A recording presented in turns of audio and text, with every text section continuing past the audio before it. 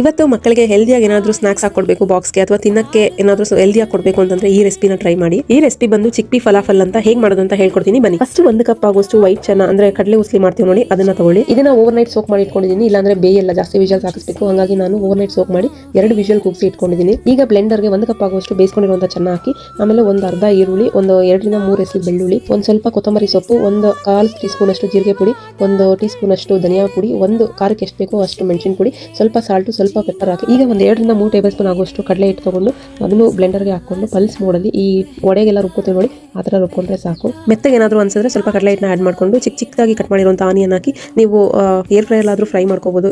Like health conscious ಇರೋರು, so ನಿಮಗೆ tasty ಆಗಬೇಕು ಅಂದರೆ ಎಣ್ಣೆಯಲ್ಲಿ ಫ್ರೈ ಮಾಡಿಕೊಂಡು ಬೋಂಡಾ ವಡೆನ ಹೇಗೆ ಬೇಯಿಸ್ಕೋತೀರಾ ಹಾಗೆ ಬೇಯಿಸ್ಕೋಬಹುದು. ನಾನಿಲ್ಲಿ ನಿಮಗೆ ತೋರ್ಸೋಕ್ಕೆ ಅಂತ ನಾನು 4 ಎಣ್ಣೆಯಲ್ಲಿ ಫ್ರೈ ಮಾಡಿದ್ದೀನಿ ಅಂಡ್ ಮಿಕ್ಕಿದೆಲ್ಲ ಏರ್ ಫ್ರೈಯರಲ್ಲಿ ಫ್ರೈ ಮಾಡ್ಕೊಂಡು ತೊಗೊಂಡಿದ್ದೀನಿ. ಸೊ ಎರಡಕ್ಕೂ ಡಿಫ್ರೆನ್ಸ್ ತೋರಿಸ್ತೀನಿ ನೋಡಿ, ಬಟ್ ಟೇಸ್ಟ್ ಅಂತೂ ಸಕ್ಕತ್ತಾಗಿರುತ್ತೆ. ಟ್ರೈ ಮಾಡಿಲ್ಲ ಅಂದರೆ ಮಸ್ಟ್ ಟ್ರೈ ರೆಸಿಪಿ. ಅಂಡ್ ಮಕ್ಕಳಿಗೆ ಹೆಲ್ದಿಯಾಗಿ ಏನಾದರೂ ಸ್ನಾಕ್ಸ್ ಕೊಡಬೇಕು ಅಂದರೆ ಈ ರೆಸಿಪಿನ ಟ್ರೈ ಮಾಡಿ.